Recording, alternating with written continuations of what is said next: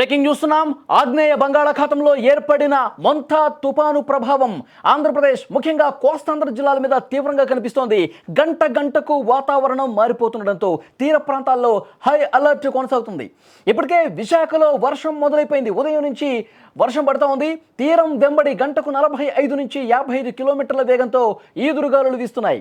ఈదురుగాలుల తీవ్రతకు నగరంలోని పలు ప్రాంతాల్లో చెట్లు కొమ్మలు నేల కూలినటువంటి పరిస్థితుంది. దీంతో అధికారులు ఎక్కడికక్కడ అప్రమత్తమయ్యారు. సహాయక చర్యలను వేగవంతం చేయడంతో పాటు ప్రజలకు పలు సూచనలు కూడా చేస్తున్నారు. లోతట్టు ప్రాంత ప్రజలపై నిఘా ఉంచినటువంటి పరిస్థితుంది. అత్యవసర పనులు ఉంటే తప్ప ఎవరూ కూడా బయటకు రావద్దు, మీకు ఇంపార్టెంట్ వర్క్ ఉంటేనే బయటకు రండి అని చెప్పి అధికారులు ఇప్పటికే అలర్ట్ జారీ చేసినటువంటి పరిస్థితుంది.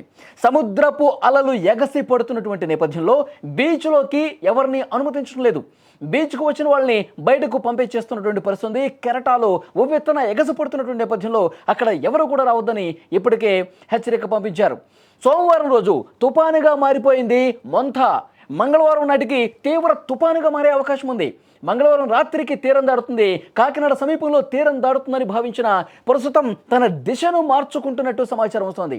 దీనిపై ఇంకా కొద్దిసేపట్లో క్లారిటీ వచ్చే అవకాశం ఉంది. తుపాను తీరం దాటే సమయంలో గంటకు 90 నుంచి 110 కిలోమీటర్ల అత్యంత బలమైనటువంటి గాలులు వీచే అవకాశం ఉన్నందున ఏపీలో పలు జిల్లాలకు రెడ్ అలర్ట్ జారీ చేయబడుతోంది. 24 గంటల్లో అతి భారీ వర్షాలు పడతాయని సమాచారం వస్తుంది. ఇప్పటికే వాతావరణ శాఖ హెచ్చరికలు కూడా పంపించింది. పలు ప్రాంతాల్లో ఈదురుగాలులతో కూడినటువంటి వర్షం కురిసే అవకాశం ఉంది. మత్స్యకారులు ఎవరూ కూడా వేటకు వెళ్ళొద్దని చెప్పి అధికారులు హెచ్చరించారు. తుపాను ప్రభావిత ప్రాంతాల్లో ప్రజలు అప్రమత్తంగా ఉండాలి. సురక్షిత ప్రాంతాలకు తరలి వెళ్ళాలి. అధికారులు ఎక్కడికక్కడ మీకు గైడ్ చేస్తుంటారు. అధికారులు మీ ప్రాంతాలకు వస్తూ ఉంటారు. మీకు ఇబ్బందికర పరిస్థితులు ఉంటే వెంటనే ఖాళీ చేపించి అక్కడ సురక్షిత ప్రదేశాలకు తరలించే ఏర్పాట్లు కూడా అధికారులు చేస్తారు. అధికారులు ఇచ్చినటువంటి సూచనలు పాటించాలని ప్రజలకు సూచిస్తున్నటువంటి పరిస్థితి. సహాయక చర్యల కోసం ఎన్డీఆర్ఎఫ్ బృందాలు, ఎస్డీఆర్ఎఫ్ బృందాలు కూడా సిద్ధంగా ఉన్నాయి.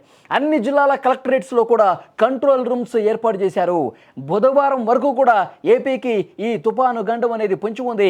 వర్షాలు ఆల్రెడీ ప్రారంభమయ్యాయి. ఈ వర్షాలు అతి భారీ వర్షాలుగా మారే అవకాశం ఉంది. గాలులు కూడా వీచే అవకాశం ఉంది. కోస్తాంధ్రలో ప్రజలు అప్రమత్తంగా ఉండాలి. లోతట్టు ప్రాంతాల ప్రజలు మరింత అప్రమత్తంగా ఉండాల్సినటువంటి అవసరం ఉందని అధికారులు చూపిస్తున్నటువంటి పరిస్థితి. మొత్తానికి కోస్తాంధ్రలో రెడ్ అలర్ట్ జారీ చేశారు చాలా జిల్లాలకు. ఇటు ఉమ్మడి శ్రీకాకుళం, విజయనగరం, విశాఖపట్నం, ఉభయ గోదావరి, కృష్ణా జిల్లాల్లో చిరుజల్లులు కురుస్తున్నాయి. ఇప్పటికే కాకినాడలో ఉదయం చిరుజల్లులు పడగా 10 తర్వాత దాని తీవ్రత పెరిగినట్టుగా మనకు సమాచారం వస్తోంది. అలాగే విశాఖలో మధురవాడలో ఈదురుగాలులతో కూడినటువంటి భారీ వర్షం పడింది.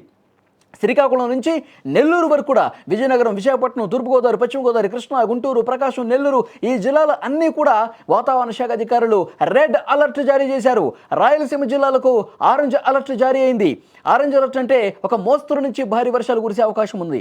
ఇక మత్స్యకారులు ఎవరు కూడా 5 రోజుల పాటు, ఈ రోజు నుంచి గుర్తుపెట్టుకోండి, 5 రోజుల పాటు ఎవరు కూడా వేటకు వెళ్ళొద్దు. అన్ని పోర్టుల్లో ప్రమాద హెచ్చరికలను జారీ చేస్తున్నటువంటి పరిస్థితి ఉంది.